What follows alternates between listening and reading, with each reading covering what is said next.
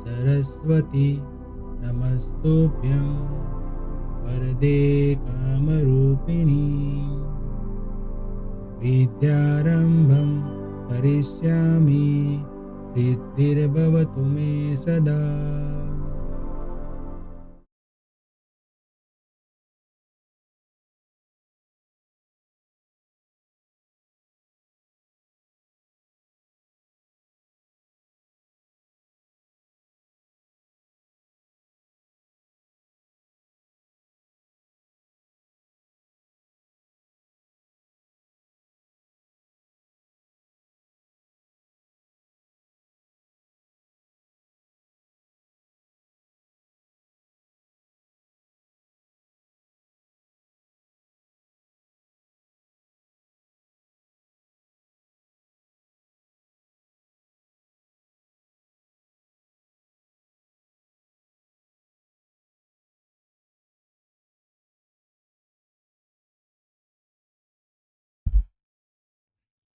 Hello everyone, welcome to मंत्र e learning. Friends, material accounts 1 में हमने फर्स्ट लेक्चर देखा इससे पहले, और उसमें मटेरियल का कितना इम्पोर्टेंस है to determine the product cost, वो हमने देखा। इसके बाद हमने देखा कंट्रोल की method, how to control material, मतलब कंट्रोल के क्या क्या अलग अलग से टाइप्स होते हैं वो, बराबर। वहाँ पे हमने एक चीज़ नोटिस की कि एक कुछ टेक्निक जो होती है, वो टेक्निक के हिसाब से हम मटेरियल के कंट्रोल कर सकते हैं। जैसे कि हमने 4 अलग अलग से मेथड देखी थी। एक था control over purchase, control over receipt, control over storage और कंट्रोल ओवर कंजप्शन। मतलब कि मटेरियल जहाँ भी आता है वहाँ पे हमें कंट्रोल करने की ज़रूरत है। जैसे कि परचेस के टाइप पे हमें क्या क्या कंट्रोल करना है, तो पहले से ही बजट बनाना है, सप्लायर कैसे सिलेक्ट करना है, अलग अलग से लेवल्स हमें फाइंड करने हैं, और कोटेशन बनाना है, ऑर्डर देना है, और ऑर्डर का हमें रिकॉर्ड रखना है, रजिस्टर बनाना है।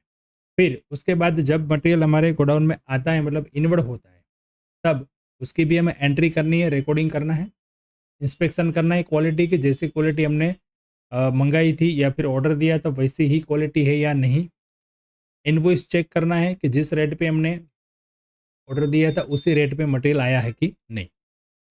पेमेंट का सैंक्शन करना है, जिस तरीके से जिस टाइम डिवाइड करके हमें पेमेंट का कंडीशन डिसाइड किया था उस हिसाब से पेमेंट सैंक्शन करना है।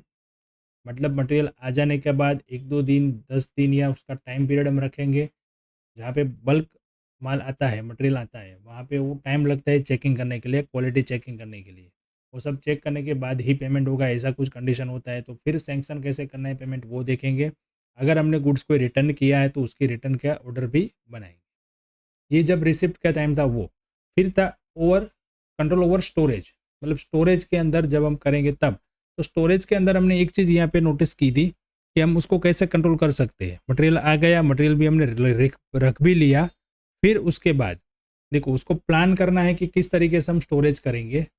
फिर उसको एक बनाना है बिन कार्ड। बिन कार्ड क्या होता है वो आज के लेक्चर में हम देखेंगे। मतलब कि हमारे पास मटेरियल आ गया, फिर उसको स्टोरेज के अंदर जब कंट्रोल करना है तो एक बिन कार्ड की एक मेथड है। वो मेथड किस तरीके से काम आती है वो हमें देखना है आज। बड़ी सिंपल सी मेथड है, बराबर। कोई भी पर्सन को आने से रिस्ट्रिक्ट करना है और अलग अलग टाइप के लेवल्स में रखने हैं। ओके। और फिर था कंजप्शन का। कंजप्शन के अंदर भी था कि मटेरियल रिक्वेजिशन स्लिप के बिना किसी को भी मटेरियल हम प्रोवाइड करेंगे नहीं। ट्रांसफ़र करेंगे एक डिपार्टमेंट से दूसरे डिपार्टमेंट में तो भी हम ध्यान रखेंगे। बिना कोई नोट्स के हम मटेरियल ट्रांसफ़र भी नहीं करेंगे। और मटेरियल की कंजप्शन की कॉस्ट जो है वो हम कॉस्ट रिकॉर्ड के हिसाब से उसको कंट्रोल करेंगे। तो ये सब कंट्रोल के अलग अलग से मेथड थे जो हमने डिटेल में इसके पहले के लेक्चर में देखा था। और मटेरियल अकाउंट्स 1 के अंदर हम क्या क्या टेक्निक सीखने वाले हैं उसके बारे में देखा था। उसमें पहली मेथड जो है बिन कार्ड की मेथड, वो हम आज डिस्कस करेंगे। अब ये बिन कार्ड क्या होता है, आपको क्वेश्चन भी आ सकता है बिन कार्ड के बारे में शॉर्ट नोट लिखने की, बराबर। तो बिन कार्ड एक ऐसी टेक्निक है और ऐसी सिस्टम है जो पहले हम ब्रीफ में समझे तो उसके बारे में ये है कि मान लो कि कोई फैक्ट्री है, सपोज करो कोई फैक्ट्री है, वहाँ पे अलग अलग टाइप के मटेरियल गोडाउन में रखे जाते हैं, बराबर। अब अलग अलग टाइप्स के जितने भी मटेरियल यहाँ पे रखे जाते हैं, मान लो कि 4-5 टाइप के अलग अलग के मटेरियल है। अब कौन से मटेरियल का कितना स्टॉक है और कौन से मटेरियल का कितना स्टॉक हमें आगे रिक्वायर्ड है और कौन सा मटेरियल जो है उस पर किसका कंट्रोल रहेगा, मतलब ऑथोराइज पर्सन कौन रहेगा, ये सब रिकॉर्ड रखने के लिए हम एक कार्ड रखते हैं। हर एक प्रोडक्ट के जो भी डिपार्टमेंट होते हैं या बिन बिन मतलब एक बॉक्स होता है, वहाँ पे बॉक्स का मतलब यहाँ पे गिफ्ट बॉक्स जैसा कोई छोटा सा बॉक्स नहीं है। फैक्ट्रीज में आप जाओगे तो आपको पता चलेगा कि बड़े बड़े गोडाउन होते हैं, वहाँ पे अलग अलग मटेरियल के लिए, अलग अलग प्रोडक्ट के लिए अलग अलग से बॉक्सेस बनाए हुए होते हैं। बॉक्सेस मतलब एक डिपार्टमेंट जैसा बनाया हुआ होता है कि इतनी जगह जो है वो ये पर्टिकुलर माल रखने की लिए जगह है, बराबर। तो उसको हम बॉक्स यानी कि बिन बोलते हैं, बिन। और वो बॉक्स के ऊपर एक कार्ड लगा हुआ रहता है और वो कार्ड के अंदर इनवर्ड और आउटवर्ड की एंट्रीज होती है। इनवर्ड मतलब जब हमने सप्लायर को ऑर्डर दिया और वो सप्लायर ने गुड्स सेंड किया, हमें गुड्स हमें मिला, मतलब रिसिप्ट हुआ, तब हम वहाँ पे इनवर्ड करेंगे, यानी हम इनवर्ड के टाइम के रिसिप्ट के अंदर एक एंट्री करेंगे रिसिप्ट के कॉलम। और फिर जब वहाँ से प्रोडक्शन डिपार्टमेंट से कोई पर्सन आया और वो पर्सन रिक्विजेशन स्लिप के अंदर जितना भी स्टॉक लेके आया, उसको हमने इतना स्टॉक अलाउड किया, स्टॉक दिया यहाँ से, तो वहाँ पे वो जाएगा इश्यू के अंदर। दूसरा कॉलम इश्यू का होता है कि हमने इतना डिपार्टमेंट के, प्रोडक्शन डिपार्टमेंट में ये डिपार्टमेंट ने ये इधर ये रिक्विजेशन नंबर से इश्यू किया।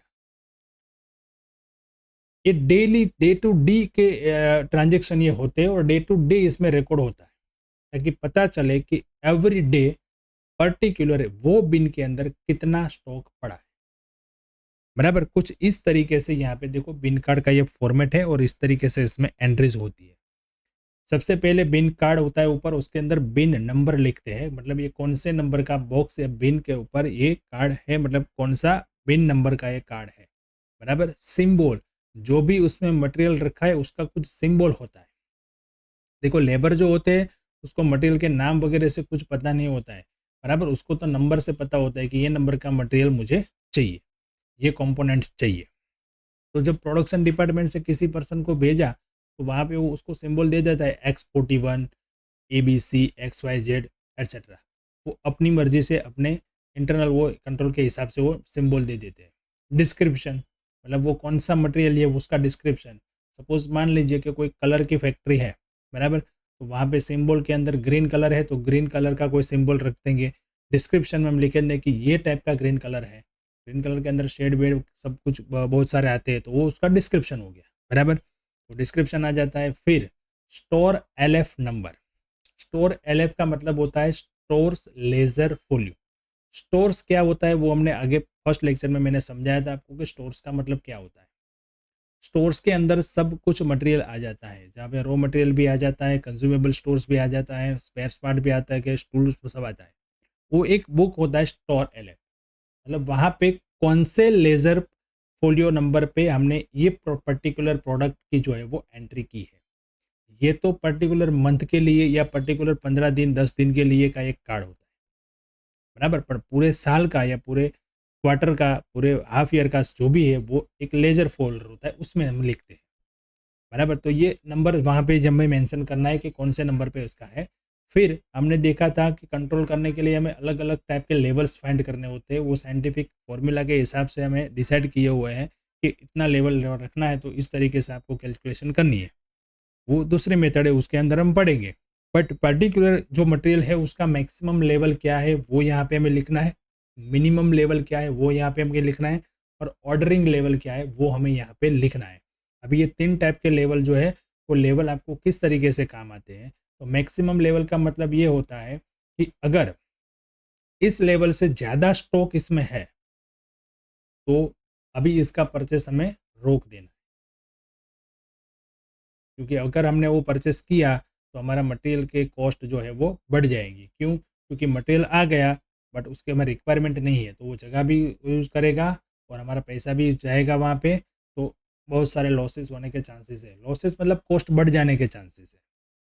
मिनिमम लेवल का मतलब ये है कि अगर इतना मटेरियल है तो तुरंत हमें ऑर्डर प्लेस कर देना है, बराबर। मिनिमम इतना रखना ही है, उससे कम गया तो तुरंत ऑर्डर प्लेस करना है और मटेरियल मंगवाना है। ऑर्डरिंग लेवल का मतलब है कि इतने यूनिट का, इतने अमाउंट का ऑर्डर देना है, कितने ऑर्डर देना है वो, अगर ऑर्डर प्लेस करना है तो कितना प्लेस करना है, वो भी ऑर्डरिंग लेवल होता है। तो ये सारी लेवल्स जो होती है वो हम एक मेथड के हिसाब से फाइंड करके रखते हैं और वो यहाँ पे हमें पर्टिकुलर मटेरियल के लिए लिखना है, ठीक है। अब जो कॉलम आते हैं उस कॉलम में क्या क्या होता है, तो सबसे पहले डेट का कॉलम है, फिर आता है रिसिप्ट। रिसिप्ट के अंदर दो कॉलम है, रेफरेंस और क्वांटिटी। इश्यू, इश्यू के अंदर रेफरेंस नंबर और क्वांटिटी, और फिर बैलेंस, बैलेंस में क्वांटिटी और सिग्नेचर। अब ये देखो यहाँ पे क्या क्या होता है। यहाँ पे हम डेट लिखेंगे, जो कौन से डेट को ट्रांजेक्शन हुआ वो। यहाँ पे रिसिप्ट का रेफरेंस नंबर मतलब कौन से इनवर्ड रेफरेंस नंबर से यहाँ पे हमें मटेरियल आया है, रिसिप्ट हुआ है। जब बाहर से परचेस करेंगे माल और जब सप्लायर माल भेजेगा तो रिसिप्ट के कॉलम में एंट्री आएंगी और यहाँ पे रेफरेंस नंबर, बिल नंबर वगैरह कुछ लिखना है कि इस बिल के इस नंबर से हमें इतनी क्वांटिटी रिसिप्ट हुई, बराबर। और यहाँ पे रेफरेंस नहीं, रिक्विजिशन नंबर आएगा। रिक्विजिशन नंबर का मतलब ये होता है कि प्रोडक्शन डिपार्टमेंट से किसी ने रिक्विजिशन स्लिप इश्यू की और इस पर्टिकुलर नंबर से ये पर्टिकुलर मटेरियल का रिक्वायरमेंट इशू किया है। तो यहाँ पे जो बिन कार्ड मैनेज करता है, जो यहाँ का स्टोर कीपर जो है, वो इस नंबर से उतनी क्वांटिटी इशू करेगा, मतलब कि वो जो मटेरियल है उसमें से उतना माइनस होगा। अब रिसिप्ट में से जितना भी इश्यू हुआ वो माइनस करके जो बैलेंस बचेगा वो यहाँ पे आएगा और जो भी ऑथोराइज पर्सन है वो अपनी यहाँ पे साइन करेगा। मतलब इस साइनिंग का मतलब क्या हो गया, इस साइनिंग का मतलब हुआ कि ये जो क्वांटिटी है वो इस पर्सन ने वेरीफाई करके साइन की है। तो अब देखो यहाँ पे कोई भी चांसेस है कि मटेरियल कोई भी ऐसे लेके जाए, नहीं है, क्योंकि ऑथोराइज हो गया। अब ये डे टू डे हर रोज़ हो सकता है, एक दिन के अंदर 4-5 बार हो सकता है, कभी भी हो सकता है। तो ऐसे उसका एक रिकॉर्ड रखा जाता है और ऐसे जो कार्ड होता है उसको बोलते हैं बिन कार्ड। यहाँ पे ओनली क्वांटिटी पे फोकस किया है, यहाँ पे वैल्यू रेट उसका कुछ मतलब नहीं। ओनली हमने फाइंड किया, कैलकुलेट किया है क्वांटिटी में, क्वांटिटी कितनी है वही हमें मतलब है। अब यहाँ पे क्वांटिटी जो है उसको इस लेवल से भी हम देखेंगे। अगर हमारी क्वांटिटी जो इधर आई है वो मैक्सिमम लेवल से ऊपर जा रही है तो तुरंत ही वो परचेस मैनेजर को कांटेक्ट करेगा, वो उसको पॉलिसी उसको बताएगी। है मिनिमम लेवल पे नीचे जाएगी तो तुरंत में आगे ऑर्डर को करने के लिए कांटेक्ट करेगा, और अगर ऑर्डर देना है तो कितना देना है वो भी इसको यहाँ पे जानकारी होगी। तो ये सिंपल सा एक रिकॉर्डिंग का मेथड है, बट मटेरियल कंट्रोल करने के लिए बहुत ही इंपॉर्टेंट है, ठीक है। तो ये हो गया पिन कार्ड। अब हम देखते हैं इसको कैसे प्रिपेयर करते हैं। तो एक क्वेश्चन देखते हैं। क्वेश्चन है क्वेश्चन नंबर 1, और ये बिन कार्ड की जो डिटेल हमें दी है उसके हमें बिन कार्ड कैसे प्रिपेयर करना है वो देखते हैं। चलिए आइए समझते हैं। सबसे पहले तो क्वेश्चन, क्वेश्चन नंबर 1 है, the following information regarding receipt and issue of colour item are obtain for January 2021 for the from the stores record of a factory engaged in dyeing cloth. एक फैक्ट्री है जो dying cloth का काम करती है, उसके stores ledger से हमें ये डिटेल मिली है। अब इससे हमें क्या बनाना है, तो लास्ट में देखिए बिन कार्ड नंबर 101 प्रिपेयर करना है फॉर दिस ट्रांजेक्शन। अब जनवरी 1 से लेके 30 तक यानी कि जनवरी मंथ का हमको ये डिटेल दिया है, बराबर। और एक मैटर यहाँ पे हमें बताई गई है कि the symbol for this colour is X41, symbol दिया है X41 एक कलर का। The stock verification revealed shortage of 50 kg, shortage हुआ है 28/1 को। तो यहाँ पे ध्यान रखना है कि 28 जो है उसके बाद हमें ये ट्रांजेक्शन की एंट्री करनी है, शॉर्टेज हुआ है उसकी, और उसके डिफरेंट लेवल यानी कि मैक्सिमम लेवल, मिनिमम लेवल और ऑर्डरिंग लेवल यहाँ पे हमें मेंशन किया। अब इससे बिन कार्ड कैसे बनता है, तो कुछ इस टाइप का बिन कार्ड बनता है। बहुत ही सिंपल सा बिन कार्ड में अंदर एंट्री करने के लिए बहुत ही सिंपल है। देखो अब कैसे एंट्री करनी है हम समझते हैं। सबसे पहले तो यहाँ पे बिन नंबर लिख लिया मैंने 101, फिर सिंबल, सिंबल था X41, डिस्क्रिप्शन में हम लिख सकते हैं कलर। स्टोर एलिफ नंबर हमें दिया नहीं है। मैक्सिमम लेवल जो था वो 5000 kg, ये जो यूनिट है वो बहुत इंपॉर्टेंट है, वो आपको लिखना है खास। मैक्सिमम लेवल है 5000 kg, मतलब 5000 kg से ज़्यादा अगर इसकी क्वांटिटी जा रही है तो तुरंत हमें आगे डिटेल देना है कि क्वांटिटी पे इसकी ज़्यादा बढ़ गई है, अभी उसका ऑर्डर स्टॉप कर दो। मिनिमम लेवल 800 से कम जाता है तो तुरंत नया ऑर्डर प्लेस कर देना है, और नया ऑर्डर जब प्लेस करना है तो 2500 केजी का हम प्लेस करेंगे, उससे ज़्यादा करेंगे नहीं। इस टाइप का ये लेवल है। अब देखते चलिए जनवरी 1 का ये पहला ट्रांजेक्शन 1111 क्या है, ओपनिंग स्टॉक। तो रेफरेंस में देखो यहाँ पे लिख दिया ओपनिंग स्टॉक और क्वांटिटी में लिख दिया 2500। अब इस तारीख को कोई इश्यू नहीं है तो बैलेंस बच गया 2500 बराबर। अब जिसने भी वेरीफाई किया वो अपनी साइन यहाँ पे करेगा। आपको क्वेश्चन पूछे तो आपको साइन करनी नहीं है, एग्जाम के अंदर आपको साइन नहीं करनी है, आपको खाली लिखना ही है बराबर। चलिए सेकंड डेट को ये इश्यू हुआ रिक्विजिशन नंबर 11 से, तो सेकंड नंबर को कोई रिसिप्ट नहीं है तो उसमें डैश कर देंगे और रिक्विजिशन नंबर में यहाँ पे 11 मेंशन करेंगे और क्वांटिटी इश्यू हुई है 1300। तो हमारे पास 2500 की क्वांटिटी थी, उसमें से इश्यू किया तो वो माइनस हो जाएगा और बाकी बचा 1200। मतलब जब रिसिप्ट होगा तो इस क्वांटिटी में ऐड करेंगे और इश्यू होगा तो उसमें से हम माइनस करेंगे। ठीक है, चलिए नेक्स्ट थर्ड डेट को जो होते हैं वो भी 12 नंबर की इश्यू से रिक्विजिशन नंबर से 200 इशू हुआ। तो यहाँ पे 12 नंबर 200 इशू हुआ, 1200 में से 200 माइनस करके स्टॉक आ गया 1000। 15 जनवरी को रिसिप्ट हुआ है, रिसिप्ट फ्रॉम सप्लायर बाय चलन नंबर 31 और डेट हो गई 15/1/11 और 3000 क्वांटिटी यहाँ पे रिसिप्ट हुई है। तो यहाँ पे चलन नंबर लिखेंगे 15 डेट को, रिसिप्ट के कॉलम में 31 और क्वांटिटी लिखेंगे 3000। इश्यू में कुछ नहीं आएगा, 1000 था स्टॉक, 3000 रिसिप्ट हुआ, टोटल हो गया 4000। रिसिप्ट से स्टॉक बढ़ेगा, इश्यू से स्टॉक कम होगा। 16 इश्यू किया है 13 और 28 को इश्यू किया है 14 नंबर से, तो वो दोनों यहाँ पे हम इश्यू में लिखेंगे। 13 यानी रिक्विजिशन नंबर है, 1000 इश्यू किया, स्टॉक बचा 4000 माइनस 1000 मतलब 3000। फिर 28 को 500 इशू किया तो यहाँ पे 500 माइनस कर देंगे तो 2500 स्टॉक बचा। अब 21 और 29 के बीच मतलब 28 को यहाँ पे शॉर्टेज एक मालूम पड़ी है 50 केजी की। मतलब क्या हुआ शॉर्टेज का कि देखो यहाँ पे ऑन रिकॉर्ड हमें बताता है 2500 केजी, बट जब वेरीफायर जो होता है उसने वेरीफाई किया तो उसको स्टॉक मिला 2450, मतलब 2450 उसको स्टॉक मिला, बट रिकॉर्ड को दिखाता है 2500, 2500 बता रहा है। तो 50 केजीज का क्या हुआ, तो ये 50 केजी हो गया शॉर्टेज। अब बाकी ये कलर है तो उसके अंदर कुछ नॉर्मल वेस्टेज होता रहता है, मतलब इनवर्ड आउटवर्ड करने के अंदर थोड़ा बहुत बिगड़ता है तो वो लॉस होता रहता है, ऐसे कुछ लॉस भी होते हैं। तो वो भी एक डिटरमाइंडिंग होता है और उसका भी हमें पता होता है कि इतना ही होगा। अगर उससे ज़्यादा होता है तो कुछ प्रॉब्लम है, बट उतना ही होता है या उससे कम वगैरह उसके आसपास होता है तो सही है बराबर। तो ऐसे ही ये 28 तारीख को हमें 50 केजी की शॉर्टेज मालूम पड़ी, तो यहाँ पे शॉर्टेज मतलब इश्यू के अंदर लिख लिया और ये स्टॉक हो गया 2450। फिर 29 को फिर से 51 नंबर के चलन से रिसिप्ट हुआ 1000, वो हमने रिसिप्ट में लिख लिया और स्टॉक हो गया 3450, क्योंकि 2450 था उसमें 1000 प्लस कर लिया। अब 30 को 15 नंबर के रिक्विजिशन नंबर से फिर से 450 का इशू किया और 3000 यहाँ पे बैलेंस बचा। अब 30 तारीख को हमारा स्टॉक क्या है वही हमें जानना था, तो 30 तारीख को हमारा स्टॉक जो है वो 3000 हो गया। अब ये जो है वो टोटल नहीं है, बट ये 30 तारीख का ही ये वैल्यू है कि 3000 केजी स्टॉक था। बट हम टोटल कर सके तो टोटल रिसिप्ट इस महीने में हुई 6500, टोटल इश्यू हुआ 3500। अब इस दोनों का भी यहाँ पे हम माइनस कर देंगे तो हमें मिल जाएगा 3000 स्टॉक। तो ये एकदम नॉर्मल और सिंपल सी ऑन रिकॉर्ड रखने, कॉस्ट का रिकॉर्ड रखने की मेथड है। इससे हम बोलते हैं बिन कार्ड की मेथड। बिन कार्ड बनाना होता है हर एक प्रोडक्ट के लिए, हर एक बिन के लिए, हर एक बॉक्स के लिए।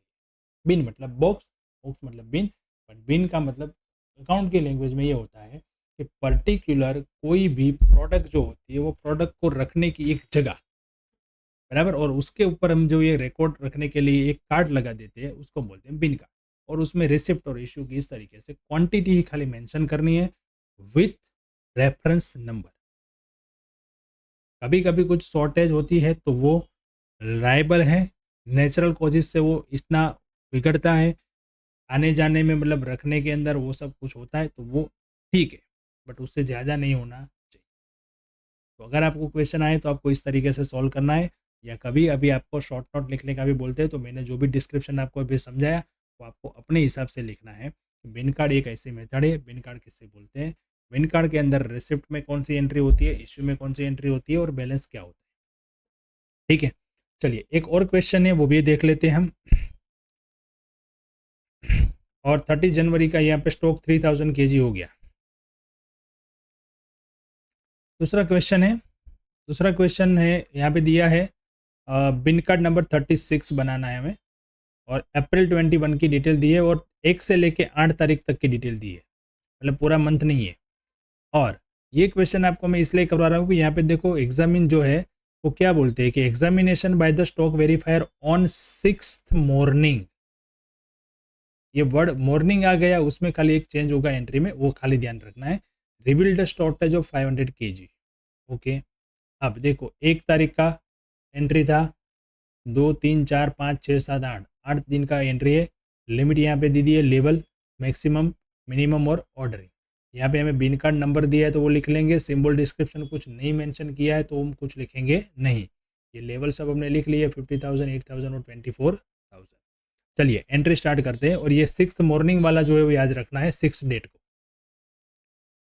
ठीक है, चलो ओपनिंग स्टॉक आ गया 25,000 और क्वांटिटी केजी में है तो यहाँ पे सीधा 25,000। इश्यू किया है 1 नंबर की, रिक्विजेशन नंबर से 13,000, 25 में से 13 माइनस करे तो स्टॉक हो गया 12। फिर इश्यू किया 2 नंबर से 2,000 तो स्टॉक हो गया 10।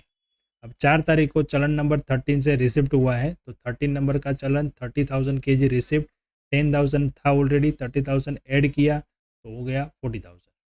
5th डेट को 3rd नंबर की रिक्विजेशन नंबर से 10,000 इश्यू किया, स्टॉक हो गया 30,000।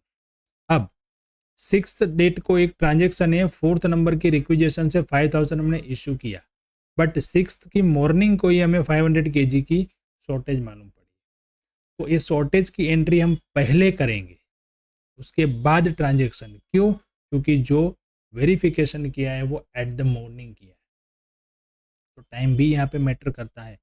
6 डेट को आके सीधा मॉर्निंग में हमने वेरीफाई किया तो ये मालूम पड़ा, तो पहले वो एंट्री करो शॉर्टेज की, उसके बाद 6 के डेट का ट्रांजेक्शन। इसके पहले क्वेश्चन में हमें खाली दिया था शॉर्टेज, तो हमने क्या किया था 28 का केवल ट्रांजेक्शन की एंट्री की थी, उसके बाद शॉर्टेज की एंट्री की थी। अगर कुछ नहीं दिया है तो आप बाद में करो, पहले करो, कोई मैटर नहीं करता, बट पर्टिकुलर दिया है मॉर्निंग तो पहले आपको शॉर्टेज की एंट्री करनी है। बराबर, तो ठीक है, यहाँ पे शॉर्टेज की एंट्री कर लेते हैं हम 500, तो 29,500 हो गया। फिर ट्रांजेक्शन नंबर 4 से हमने 5,000 इश्यू किया तो 24,500 का स्टॉक बचा। 48 नंबर के चलन से 10,000 का रिसिप्ट हुआ, स्टॉक हो गया 34,500, और 8 तारीख को 4,500 का इश्यू किया, स्टॉक हो गया 30,000। तो इस तरीके से हमारा क्लोजिंग स्टॉक हो गया 30,000। टोटल रिसिप्ट हुई 65 की, 35 का इश्यू हुआ तो स्टॉक बचा 30,000। तो कुछ इस तरीके से बिन कार्ड की मेथड हम यूज़ करते हैं फॉर कंट्रोल द मटेरियल। बराबर, और इसकी एक बात आप नोट कर लो खास, इसमें ओनली एंड ओनली क्वांटिटी पे ही फोकस है, अमाउंट और रेट पे फोकस नहीं है। दूसरी बात, कौन सा मटेरियल इश्यू किया उससे भी कोई फर्क नहीं पड़ता है, इतनी क्वांटिटी आई, इतनी क्वांटिटी गई और बैलेंस इतनी क्वांटिटी है, तो एक सिंपल सी ये मेथड है। तो कुछ इंडस्ट्री में ये मैटर करता है कि ये पॉसिबल होता है इतनी सिंपल मेथड रखने के लिए, बट जहाँ पे कोई मटेरियल ऐसा है कि जो ज़्यादा दिन रखने के कारण बिगड़ जाता है, तो वहाँ पे हमें फीफो मेथड यूज़ करनी है, फर्स्ट इन फर्स्ट आउट। जो पहले आया वो स्टॉक पहले जाए, तो वहाँ पे हर एक स्टॉक को अलग अलग रखने की, मतलब एक कंट्रोल देखा था ना हमने, अरेंज कैसे करना, मटेरियल को अरेंज कैसे करना, प्लानिंग कैसे करना कि उसको कैसे हम रखें, तो वहाँ पे वो टेक्निक भी यूज़ करनी होती है। इसके लिए हम दूसरे एक चैप्टर है उसका, उसके अंदर भी ये देखेंगे हम, स्टॉक रजिस्टर होते हैं, उसको उसको बोलते हैं स्टॉक रजिस्टर। वो कंसेप्ट आया है बिन कार्ड के लिमिटेशन से ही। बिन कार्ड के अंदर ये लिमिटेशन है कि यहाँ पे हम फोकस करते हैं ओनली फॉर क्वांटिटी, कितनी क्वांटिटी पड़ी है, कितनी क्वांटिटी आई और कितनी क्वांटिटी गई, उस पर। उसके रेट पे फोकस नहीं है, कौन सा स्टॉक पहले आया, कौन सा स्टॉक बाद में आया, कौन सा हमने इशू किया, वो कुछ नहीं मैटर करता, बराबर। जो पड़ा है वो पहले का है या लास्ट का है, कुछ वो भी नहीं मालूम, बट क्वांटिटी अमाउंट जो है वो मैटर का, यहाँ पे हमें खाली पता चलता है कि इतनी क्वांटिटी है, ऐसे वेस्टेज कम कर सकते हैं। बट और भी चीज़ें हैं जो ध्यान में रखनी ज़रूरी है, वो हम देखेंगे मटेरियल अकाउंट्स 2 के चैप्टर में, बराबर। वहाँ पे स्टॉक रजिस्टर कैसे बनाते हैं वो तब देखेंगे। ओके, चलिए, तो यहाँ पे बिन कार्ड का कंसेप्ट हमारा खत्म होता है। हाँ, ऐसे ही क्वेश्चन बिन कार्ड के जो क्वेश्चन है बुक के अंदर आप प्रैक्टिस करना, और उसमें आपको कोई कहाँ पे क्वेरी हो, कोई कमेंट हो, कोई प्रॉब्लम है तो आप मुझे कमेंट बॉक्स में इन्फॉर्म करिए, आपको आंसर मिलेगा वहाँ पे रिप्लाई। और अगर कोई आपको अभी भी कुछ क्वेरी है बिन कार्ड के लिए, मटेरियल के लिए, कुछ भी, तो आप कमेंट कर सकते हो, या फिर आप मुझे व्हाट्सएप में भी डायरेक्ट कॉन्टेक्ट करके अपनी क्वेरी का सॉल्यूशन पूछ सकते हो। ठीक है फ्रेंड्स, चलिए मिलते हैं नेक्स्ट लेक्चर में नए टॉपिक के साथ। Thank you and have a good day.